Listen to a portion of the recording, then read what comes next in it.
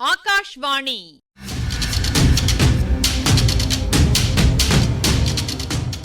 பொன்னியின் செல்வங்கள் வாசிப்பும் ஆய்வும். வாசிப்பவர் ராமசுவாமி சுதர்சன் அவர்கள்.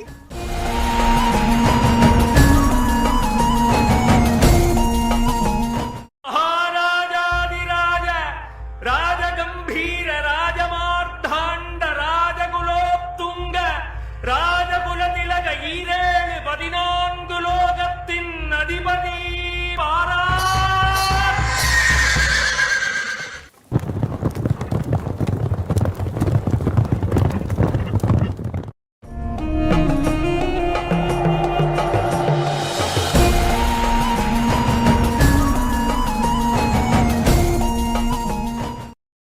வந்தியத்தேவனுக்கும் இளவரசர் அருள்மொழிவர்மருக்கும் இடையே திடீரென்று வாட்போர் மூண்டது. இடையிடையே வந்தியத்தேவனுடைய கண்கள் சுற்றிலும் பெருகி வந்த வீரர் கூட்டத்தை கவனித்து வந்தன. அப்போது பூங்குழலியையும் பார்த்துவிட்டன. திடீரென்று அந்த பெண்ணை பார்த்த வியப்பினால் ஒருகணம் அவன் கவனம் சிதறியது.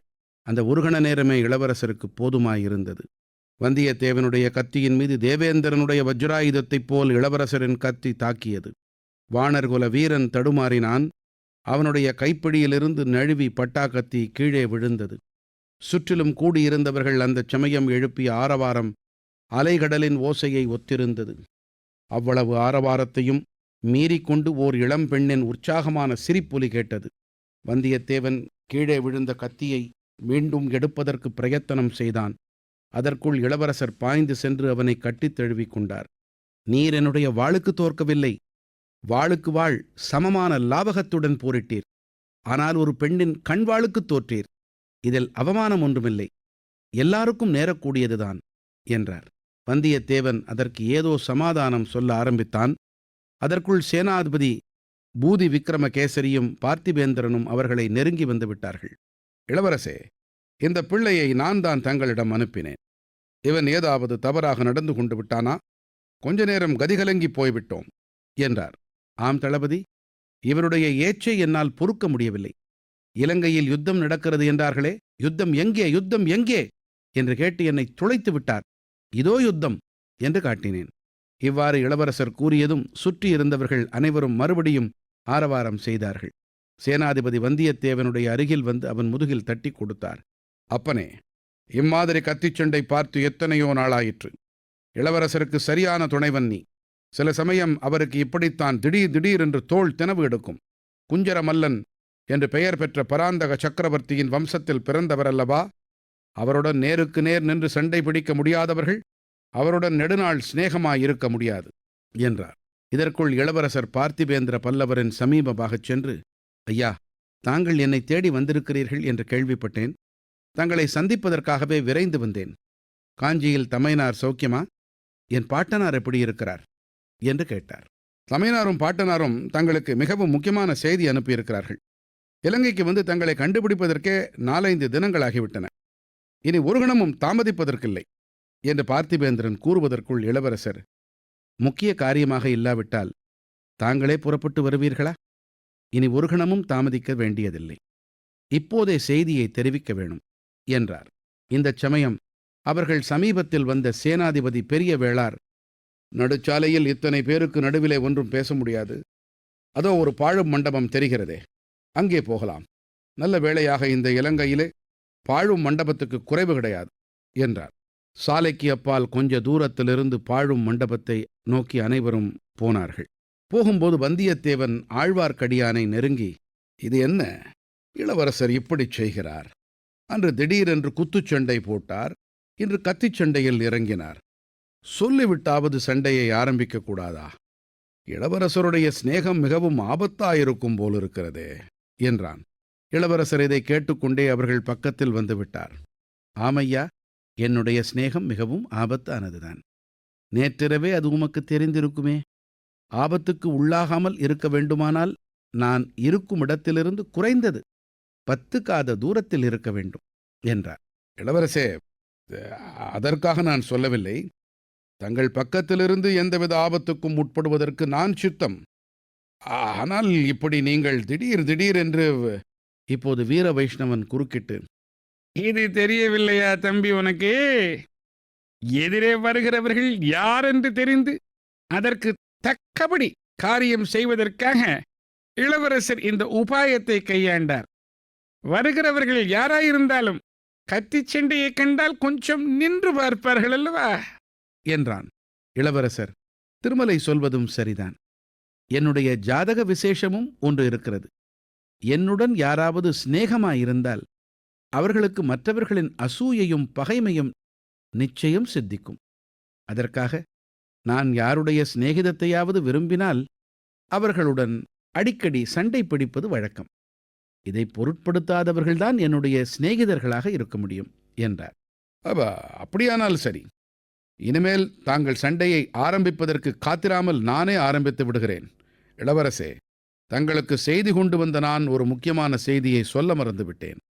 அதை இப்போது சொல்லிவிட விரும்புகிறேன். சொல்லியே ஆக வேண்டும்.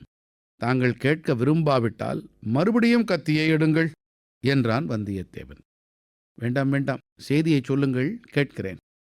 நம்மை சுற்றி நின்ற கூட்டத்தில் ஒரு பெண் கையில் காம்புள்ள குமுத மலருடன் நின்று கொண்டிருந்தாளே, அவளுடைய கண்வீச்சுக்கு நான் தோற்றுவிட்டேன் என்று கூட தாங்கள் சொல்லவில்லையா? அந்த பெண் யார் தெரியுமா? தெரியாது. அவளை நான் நன்றாக பார்க்கவில்லை. பார்க்கும் வழக்கமும் எனக்கு கிடையாது. இளவரசே, அவள்தான் தங்களுக்கு ஒரு செய்தி சொல்லி அனுப்பினாள். சொல்ல தவறிவிட்டேன். எப்படி சொல்வது? தங்களை சந்தித்ததிலிருந்து தங்களுடன் துவந்த யுத்தம் செய்வதற்கும் தலையில் வீடு இடிந்து விடாமல் தப்புவதற்கும் சரியாக இருக்கிறதே. ஆகையால் சொல்ல சரியான சந்தர்ப்பம் கிடைக்கவில்லை. திடீரென்று அந்த பெண்ணை பார்த்தபோது அவள் கூறிய செய்தியை சொல்லவில்லை என்ற நினைவு வந்தது. அப்போது சிறிது அசந்து விட்டேன். அந்த சமயம் பார்த்து என் கத்தியை தட்டிவிட்டீர்கள். போகட்டும், அந்த பெண் யார்? அவள் எதற்காக எனக்கு செய்தி அனுப்ப வேண்டும்? ஐயா, அவள்தான் பூங்குழலி. அழகான பெயர். ஆனால் நான் கேள்விப்பட்டதில்லை. ஐயா, சமுத்திரகுமாரி என்ற பெயர் நினைவிருக்கிறதா? சமுத்திரகுமாரி? சமுத்திரகுமாரி அப்படி ஒரு பெயரும் எனக்கு நினைவில் இல்லையே. அவளை பார்த்ததாக கூட ஞாபகம் இல்லையே. தயவு செய்து கொஞ்சம் ஞாபகப்படுத்திக் கொள்ளுங்கள். தங்களுக்கு நினைவில்லை என்றால் அந்த பெண்ணின் நெஞ்சு உடைந்துவிடும். கோடிக்கரையில் தாங்கள் மரக்கலம் சேருவதற்காக படகில் ஏறச் சித்தமாயிருந்தீர்கள். அந்த சமயம் ஒரு பெண் தன்னந்தனியாக படகு விட்டு கொண்டு கடலிலிருந்து கரைக்கு வந்தாள். தாங்கள் வியப்புடன் பார்த்து கொண்டிருந்தீர்கள். அவளும் நீங்கள் எல்லோரும் யார் என்று தெரிந்து கொள்வதற்காக நீங்கள் நின்ற இடத்துக்கு சமீபமாக வந்தாள். இந்த பெண் யார் என்று தாங்கள் கலங்கரை விளக்கத் தலைவரை கேட்டீர்கள். அவர் இவள் என் குமாரி என்றார். தாங்கள் உடனே, ஓஹோ, இவள் உமது குமாரியா? சமுத்திரகுமாரி என்றல்லவா நினைத்தேன் என்றீர்கள்.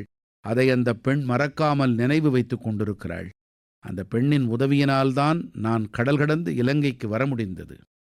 நீர் சொன்ன பிறகு எனக்கும் லேசாக கொஞ்சம் நினைவுக்கு வருகிறது. ஆனால் கோடிக்கரை சமுத்திரகுமாரிக்கு இங்கே அனுராதபுரத்துக்கு சமீபத்தில் என்ன வேலை? இவர்களுடன் எதற்காக வந்திருக்கிறாள்? ஒருவேளை உம்மை தேடிக்கொண்டோ? இல்லை இல்லை, அப்படி ஒரு நாளும் இராது. என்னை தேடி வர நியாயமில்லை. யாரையாவது தேடி வந்திருந்தால் அது தங்களை தேடித்தான் இருக்க வேண்டும். எதற்காக என்று எனக்கு தெரியாது. இப்படி சொல்லிக்கொண்டே வந்தியத்தேவன் சற்று தூரத்தில் சேனாதிபதியின் பக்கத்தில் வந்து கொண்டிருந்த பூங்குழலியை பார்த்தான். அவள் தலைகுனிந்த வண்ணம் நடந்தாள். ஆயினும் அவளுடைய கவனம் கருத்து எல்லாம் இளவரசரிடமே இருக்கின்றன என்பதை உணர்ந்து கொண்டான். சிறிது நேரத்திற்கு ஒரு தடவை அவளுடைய கடைக்கண் இளவரசரை நோக்குவதையும் அறிந்தான். அந்த சமயம் அவளை பற்றி தாங்கள் பேசுகிறோம் என்பதும் உள்ளுணர்வினால் அவளுக்கு தெரிந்திருக்க வேண்டும்.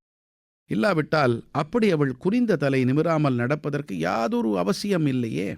அம்மம்மா, ஒரு கணமும் பார்த்த திசையை பாராமல் ஓயாமல் சலித்து கொண்டிருக்கும் கண்களல்லவா அவளுடைய கண்கள். மேற்கூரை இல்லாமல் வேலைப்பாடான கருங்கல் தூண்கள் மட்டும் நின்ற மண்டபத்தை அவர்கள் அடைந்தார்கள். சுற்றிலும் ஓங்கி வளர்ந்திருந்த மரங்கள் அந்த மண்டபத்துக்கு ஓரளவு நிழலை அளித்தன. மண்டபத்தின் மத்தியில் ஒரு மேடான பீடமும் இருந்தது. அங்கே சென்று இளவரசரும் சேனாதிபதியும் பார்த்திபேந்திரனும் அமர்ந்தார்கள். வந்தியத்தேவனும் ஆழ்வார்க்கடியானும் சற்று தள்ளி நின்றார்கள்.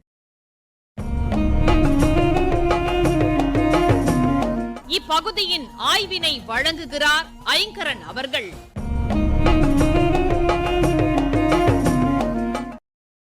வீறுகோள் அணி, இது அணி வகைகள்ல ஒண்ணு. வர்ணிக்கப்படுற பொருளின் சிறப்பை புலப்படுத்துற வகையில அமையும். தனது வாணர்குல பெருமையை சொல்லும் போதெல்லாம் வல்லவரையன் மேற்கோளாக குறிப்பிட்ட பாடல்கள்ல இந்த அணி அமைஞ்சிருப்பதை பார்த்தோம். இப்படி ஒரு பாட்டை கேட்டுட்டு தான் உன் அதிக பிரசங்கத்தை இனியும் பொறுத்துக்க முடியாதுன்னு கோபப்படுற மாதிரி நடிச்சு வல்லவரையனை சண்டைக்கு இழுத்தார் பொன்னியின் செல்வர். வல்லத்தானின் அதிக பிரசங்கத்தனத்தை பெருசுபடுத்தி படபடத்தான் பார்த்திபேந்திரன். மாதோட்டத்திலேயே வல்லவரையனின் நகைச்சுவை உணர்வை பாராட்டி பேசின பெரிய வேளார் கையமர்த்தி அவனை அடக்கிட்டார் இல்லையா? ஏற்கனவே ஆதித்த கரிகாலனின் நன்மதிப்பை பெற்றிருக்கிற வந்தியத்தேவன் இப்ப இளவரசர் அருள்மொழிவர்மரையும் அல்லவா கவர்ந்துட்டான். உள்ளூர பொறுமிக்கிட்டு இருக்கான் பார்த்திபேந்திர பல்லவன்.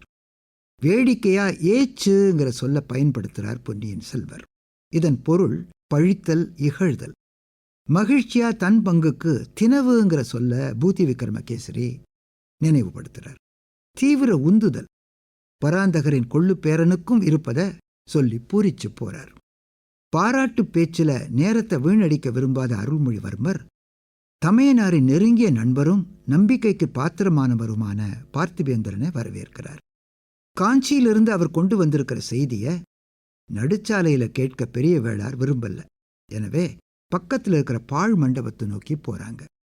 வழியில பூங்குழலிய பத்தின பேச்சை எடுக்கிறான் வந்தியத்தேவன். அந்த உரையாடலின் போக்க ஊகிக்கிற தொலைவில தான் அவ இருக்கிறான். இது தர்ம சங்கடமா இருக்குது வந்தியத்தேவனுக்கு. பூங்குழலிக்கு வாக்கு கொடுத்தபடி சமுத்திரகுமாரிய உங்களுக்கு ஞாபகம் இருக்கிறதல்லவா?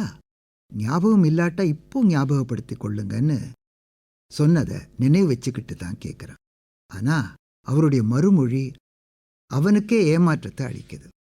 கூடவே சில செய்திகளை சொல்லி அவளுக்கு திருப்தி தர மாதிரி மறுமொழியை எதிர்பார்க்கிறான்.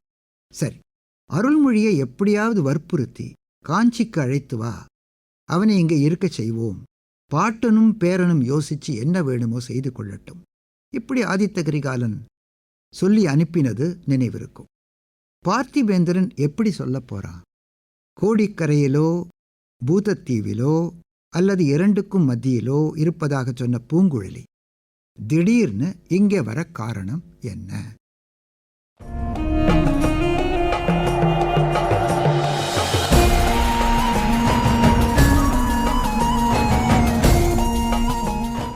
பொன்னியின் செல்வங்கள் வாசிப்பும் ஆய்வும் கேட்டீர்கள்.